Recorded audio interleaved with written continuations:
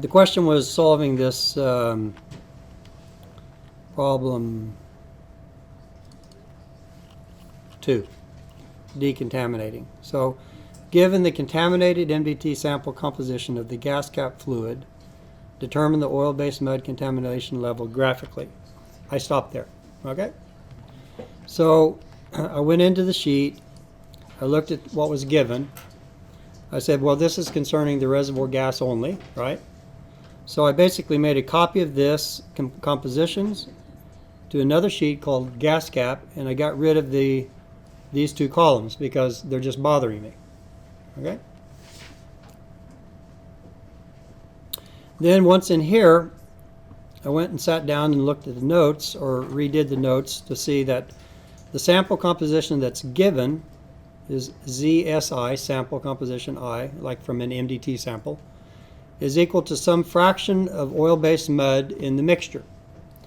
Well, the fraction of oil-based mud in the mixture is just how many moles of oil-based mud you have in the sample over the total amount of sample.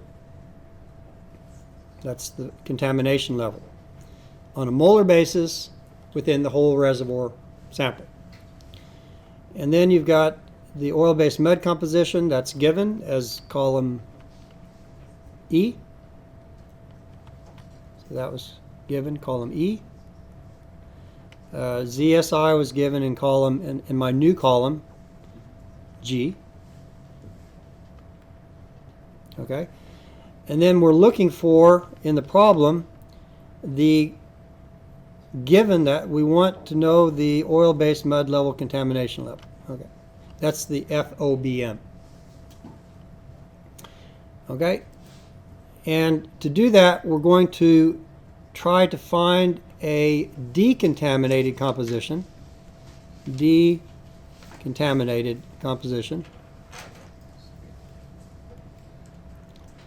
which we're going to call our actual in situ reservoir gas composition.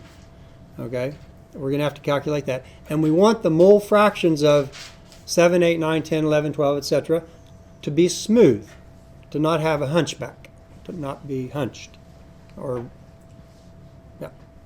So, that's the equation. And then we just solve, I don't know what happened here to the equation.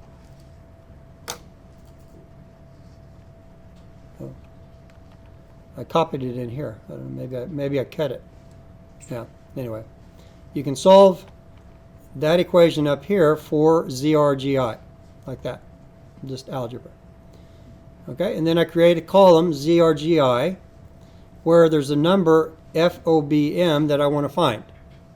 So I make it red, I make it bold, I put a little border around it. I don't want this many digits. And I don't want probably less, that's probably about right. Then I make the calculation. Okay? Just with this equation. That's why I put it here, because I can't remember back and forth. So I made the equation for that. And if you put 0, that's always a good thing to put, then you should get exactly the same composition that you had, right? And then I make a plot. Basically, I copied this OBM here because that's a kind of nice plot. It's got the right size fonts and so I made a copy of that, and then I just changed the name here and went in and made a few mistakes, and then I need to basically have to select the data, and you have to go to the right sheet, and you plot molecular weight versus mole fraction, and that's it. Like that. It looks like a hump. Okay? And we want to get rid of this hump. And that's all we want to do. Okay? And we're cavemen, cave ladies. So we just go in and we just start changing numbers. 0.05. Hump got smaller. That's good. 0.08. Got smaller again, so we're going in the right direction at least. Okay, so that's the visual solution. And then finally we got to something around 0.14. And it looks kind of smooth. Okay, I don't know what the answer is, so at least it's getting close. And what you see is that if you go much over that, if you go to 0.145, then you get, yeah, so you can see you get a valley. You get some negatives which you can't plot. And if you go to 0.135, you still have a hump, I think. Okay, so that's it. It's that simple. Well, now, so this 0.14 something is the number, I think. Curtis. Okay. That looks like it's good enough. Okay, so that's the solution of that. Now we can ask the next question is, which I didn't get to, report the answer both on a mole percent basis, which is what we just did, and that should read reservoir gas. I apologize. I'll blame the student assistants. They're not here. But that should be NRG. And then also on a weight percent basis for C7 plus. Okay? So there's a number of ways you can do that. You either have the Poirot way or you have the Miss Marple way, right? Okay. So Miss Marple doesn't want anything confusing or elegant, so you just go in here and copy this thing here. But now it's going to be weight basis, like that.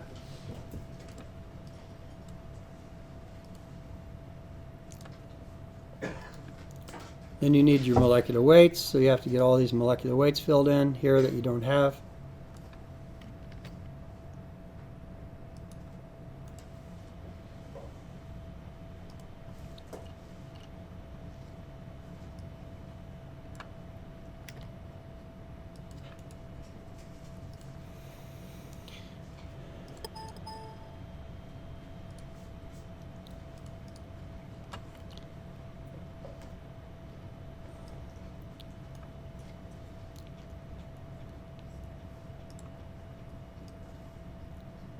Okay.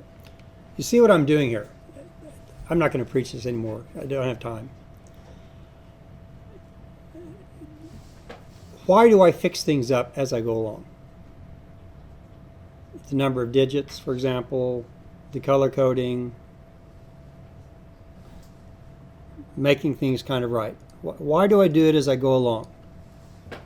Anybody have a good suggestion why I do that? Because they pay me such a low salary, the university, that this is what I consider a value? No. Because if I don't do it, I know myself better than anyone else, is that when I finish and I finally get the answer, I'm not going to go back and clean and tidy the room. Okay? I'm not going to do it.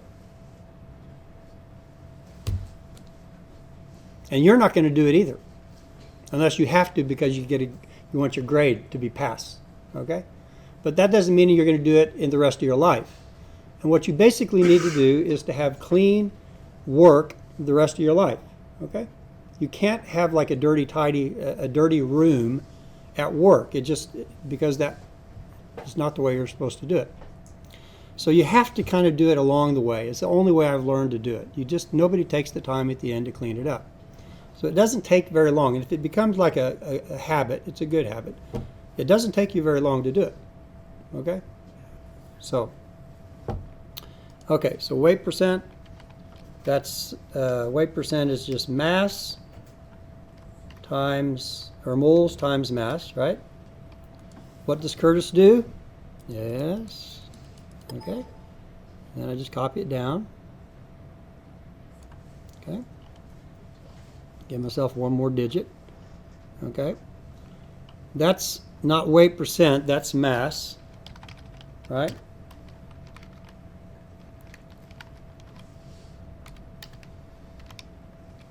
Now weight percent.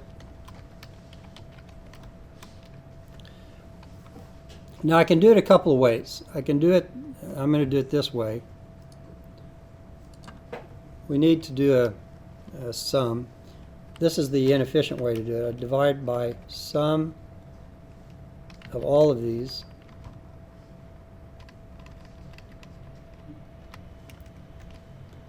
like that. But then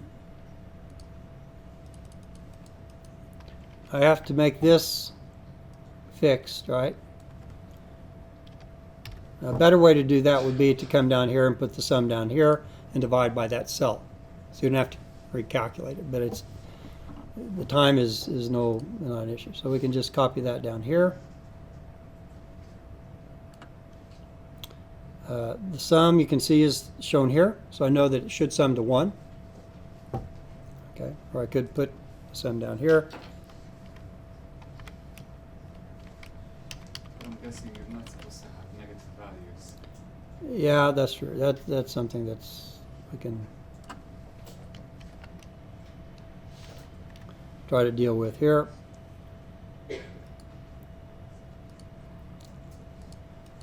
Whoa. Okay, so we've got some negative values here which we don't like. Okay, so what we can do here, if you want, is to, because the back calculated's got some negatives here, you can either just zero them out, okay, when you do the mass calculation, because there is no such thing as negative masses, okay. So you could just write in your equation here that this is going to be equal to the max of 0 and that. Does that work for you? It'll take the maximum of 0 and whatever number it calculates. Or you could say, if the value is less than 0, use 0. You can do it either way. Right?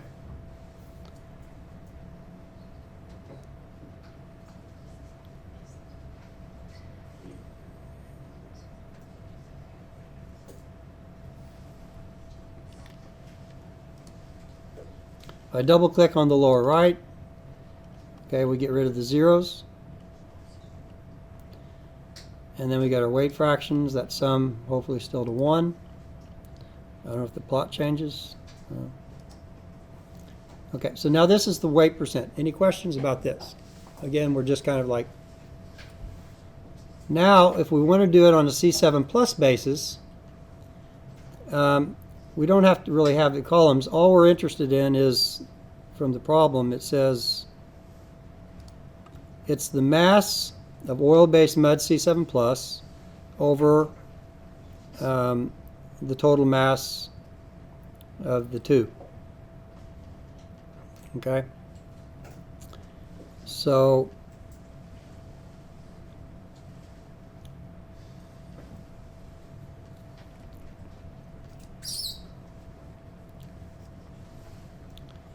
okay, so then we need to know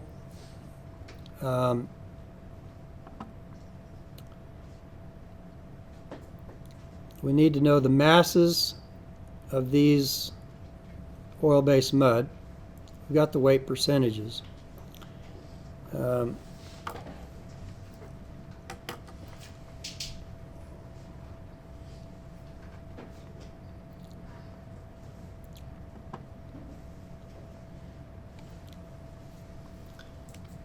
Okay.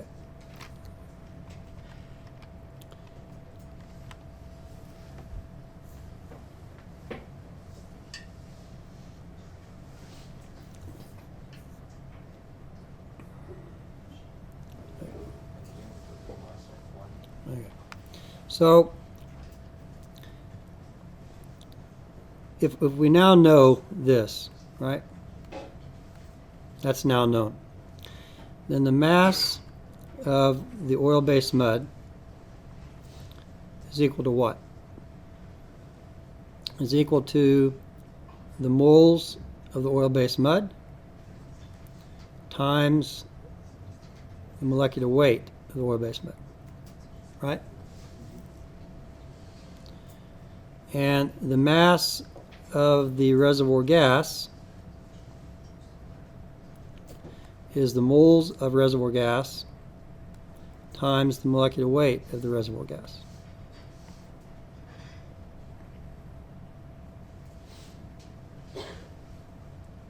Okay?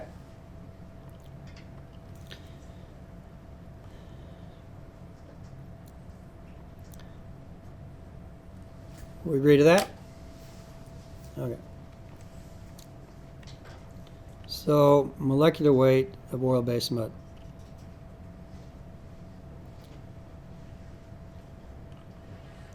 We can calculate that down here. Get rid of that. Okay.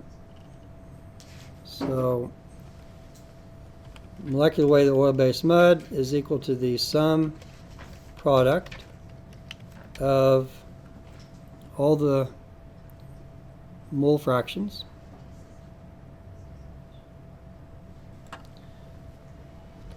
times the molecular weights, right, divided by the total sum of the mole fractions, of the moles. Should be equal 100, I guess, but never trust yourself. Okay, so what does Curtis do? Okay.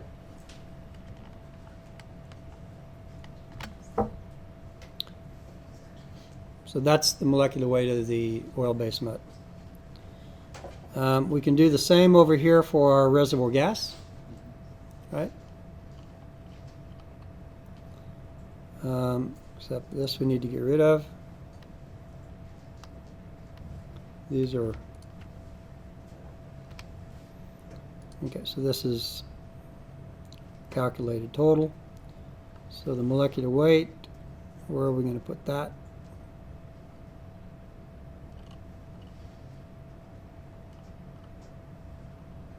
I don't know. Where do you want to put it? The mole fraction.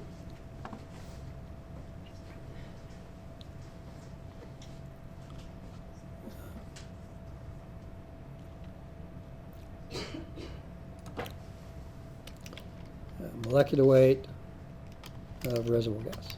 How about right below there? So that's just the sum product of all these molecular weights here, I think is what we were using.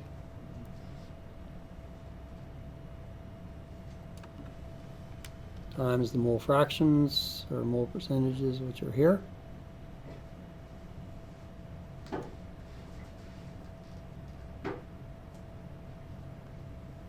You've got those negatives in there. I'm not going to worry about them. It's divided by sum of mole fractions.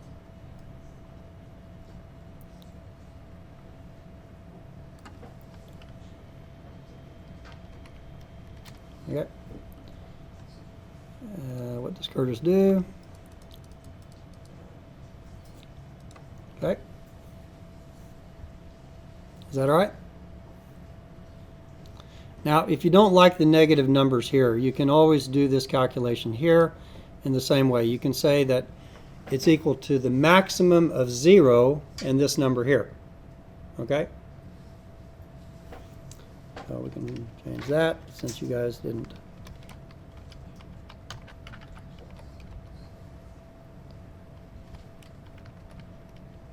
That.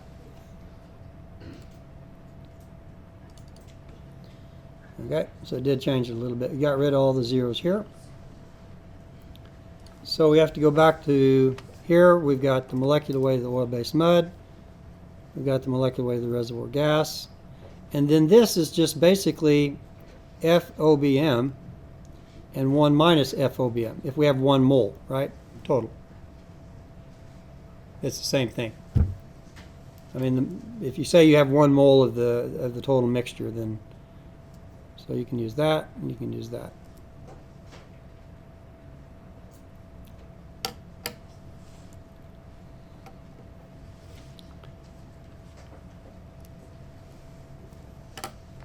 So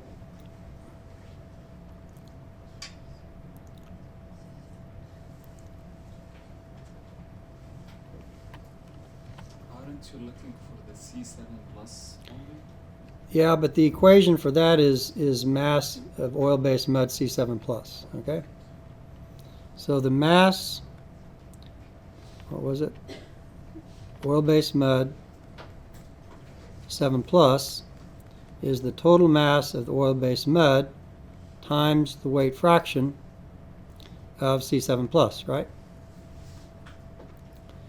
And the mass of the reservoir, that should be reservoir gas,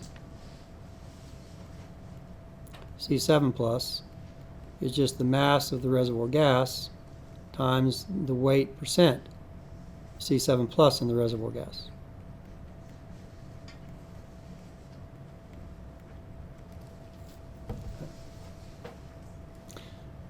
This happens to be equal to 1.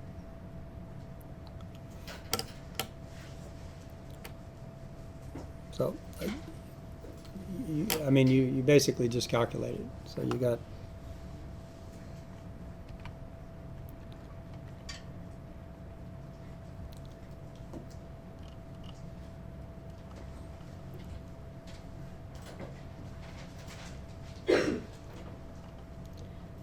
it should be cleaned up a little bit to have all these numbers and text explaining what they are, but I suppose I can just keep going over here. Mass, the mass oil-based mud and the mass reservoir gas.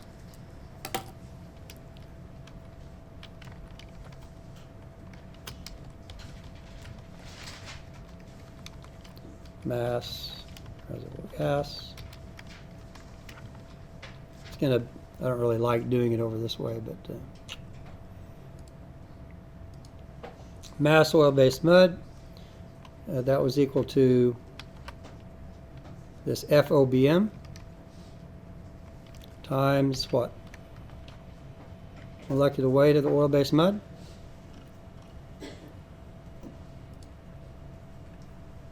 Here.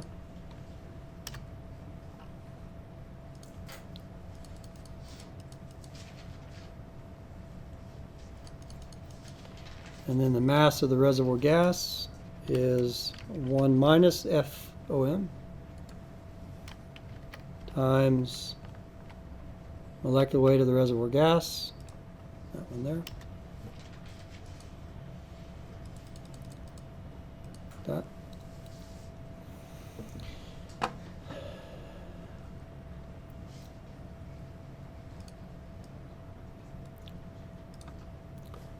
And then we can take the C7 plus weight fraction, because all of the oil-based mud is C7 plus. So it's 1. So mass oil-based mud 7 plus, and then mass reservoir gas 7 plus. That's equal to the weight fraction 1 times the mass oil-based mud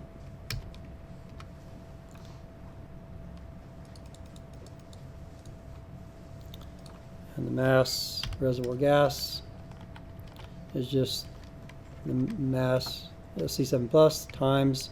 Now we have to take just the weight fractions of C7 plus in the reservoir gas, right? Well, that's just the sum starting at C7, which is where? C7 is 16.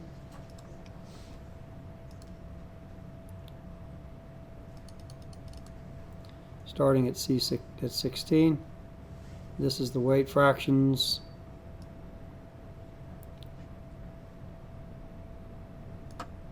for C7 plus.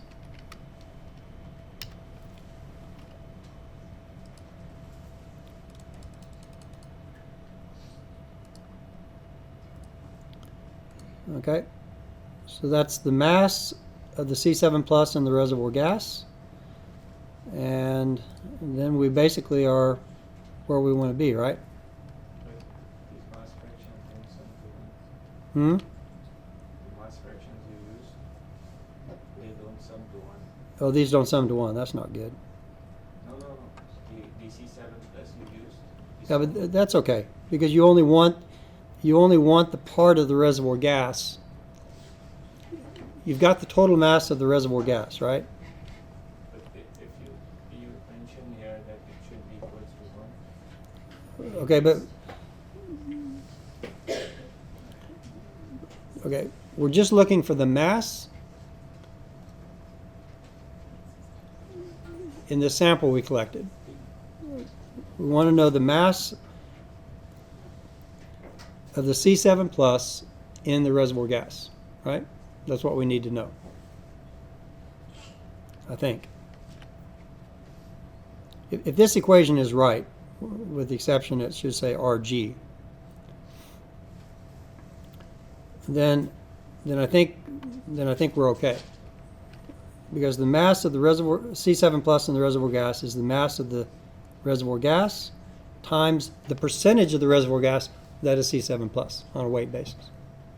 But you said in the previous class that the lab reports this FOBM C7 plus weight basis, that they first flash the sample to C7 plus components and then they report that. So the composition they get in the end, it's only the C7 plus. Okay, but the thing is that the lab does a flash of the sample itself. We can't do that. But we can take out the gas, like up to C6 we can say that it's gas, and all the components from C7 to heavy component we can say that this is oil, and then just normalize it to their composition. Okay, well, maybe you can do it. You should get the same answer. Let's just see if we get the same answer. Okay? I'm not sure. Maybe I'm wrong, but okay. So then, this should be the what we call in the problem F oil-based mud 7 plus weight. F oil-based mud weight 7 plus. Right? That's what we call it here. 7 plus weight.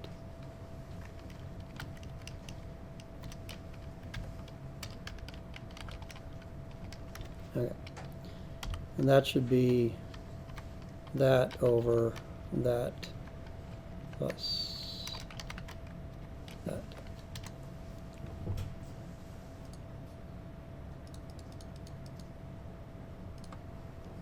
Okay.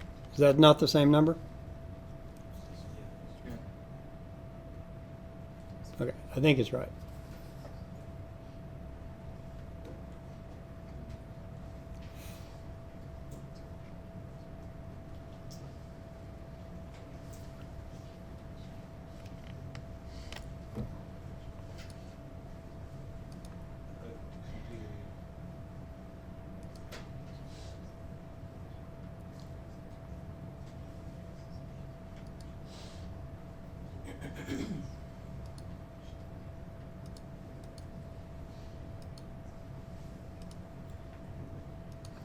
Yeah, I mean, I don't know. I think it's right. But Is it possible to do also a fitting for the molecular weight fraction? Like similar to what you did for the mole fraction? Like if we normalize the C7 plus and plot it against the... yeah, I mean, the question is whether you can do this graphical with weight percentages instead. I would think so, but I don't know. If we do so, do we need to normalize the C7 plus weight fraction? Or can we use it as I mean, if you're just looking for a trend where you the first 7, 8, 9, 10 components are defining the trend, and then you just want it to stay on that trend, kind of without a hill or a valley, I don't think it really matters. But what is a hill and what is a valley? That could be more complicated. Okay, so this doesn't appear to have either. I mean, it's kind of on trend. It's the best I can do with my eyes. Okay, so I'm not sure on the weight percentage. I'm not sure if you can do it using weight percentage or not.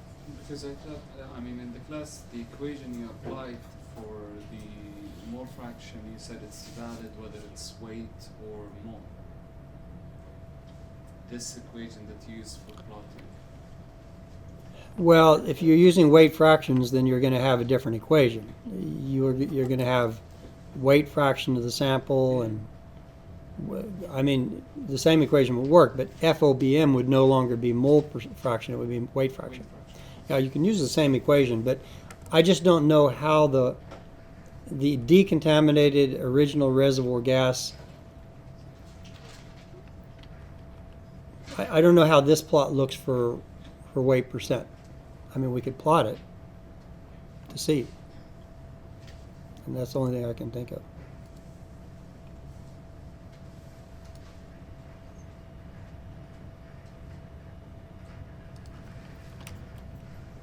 Weight percent.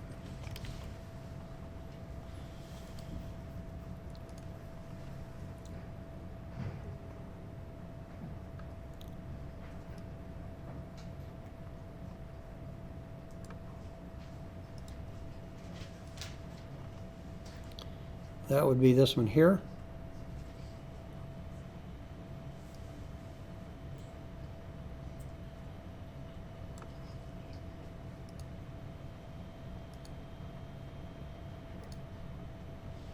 So.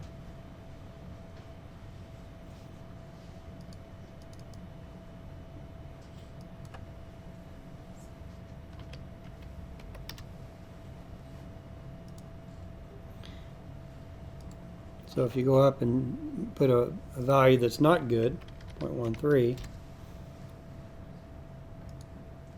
yeah, so it does look like it works. So.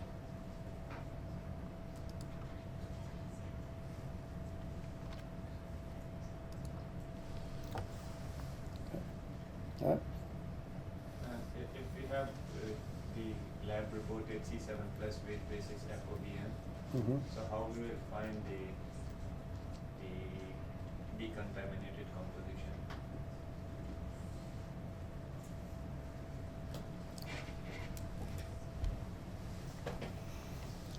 I didn't understand the question.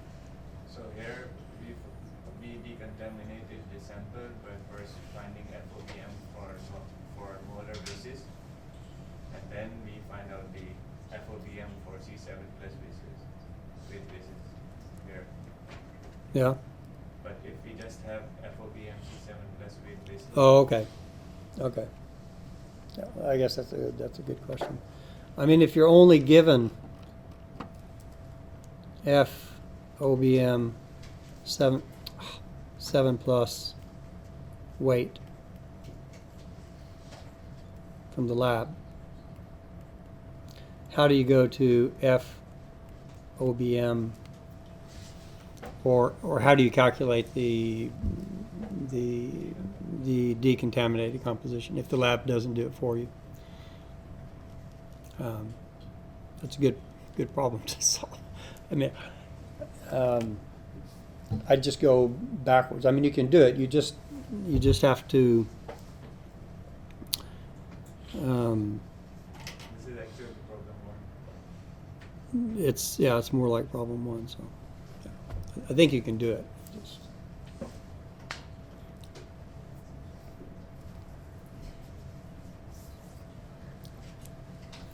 I think the relationship between these two requires that you have the average of your reservoir fluid, whatever, gas or oil. You need the average molecular weight of the oil-based mud, and you need the weight percent C7 plus in the reservoir fluid, and the weight percent C7 plus in the oil-based mud, which will always be 1. I think with those numbers you can go back and forth. So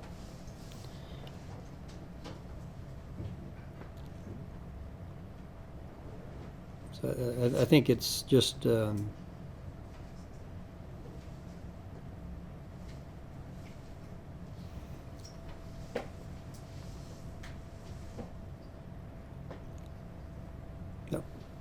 So maybe we can talk about it as specific. Did nobody solve problem 1? Because is that what's given in problem 1? I don't know. But the problem is when you calculate the composition, the lighter component C7 C1 to C6, they don't change in the composition. Like for example, if you have methane 72 in decontaminated sample, so it will be 72 in decontaminated sample. I'm not sure. You know, I think you can just do it in a number of ways. You know, this is. I don't know. You know, you have to show me your way of doing it, and then I can try to understand. I can't understand because there's different ways to solve it. So that's the problem here.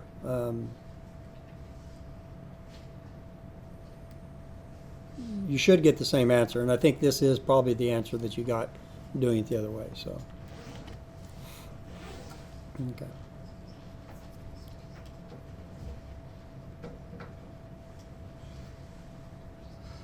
But the composition that you got a different composition. Well, I don't know. You got different than this one? Yeah. Because Shouldn't- we did not calculate the OBM of this.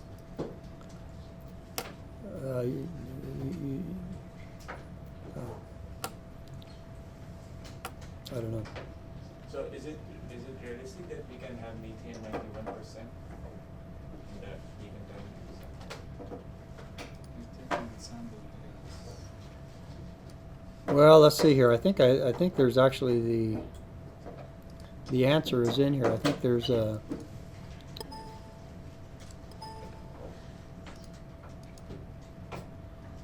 I think in this paper here.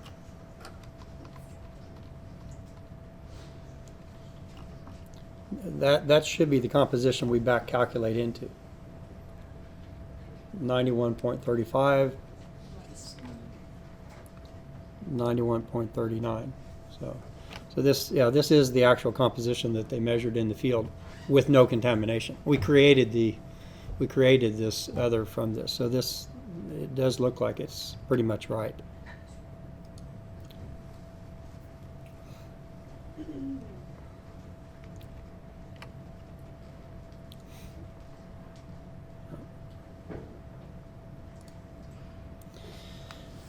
Okay. Yeah.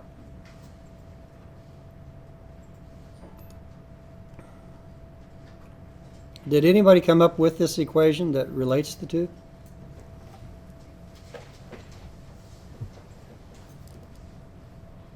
There is one guy who uses. Because I think that I don't think there's a paper out there. I haven't written it up, but I do think that there's a way of going back and forth on this. So this would probably be if somebody had it instead of me driving it, it'd take me forever probably to do it. But I mean that's a very convenient equation to have to go back and forth because since the lab usually reports that, and you really kind of operate with reservoir and moles, then it's nice to have that relation.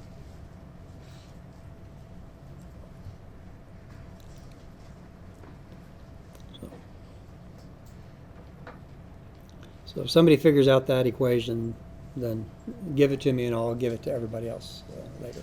Okay?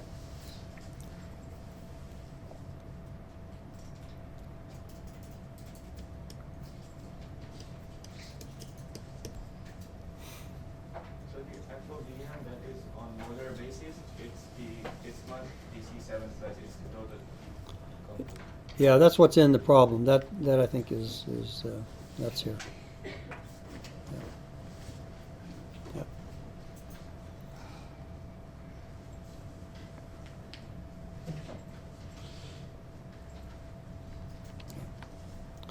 Okay, and then you're going to have to read the chapter 6 in the paper to find out about the CVD test. I'll probably review it on Tuesday, just briefly, but all right.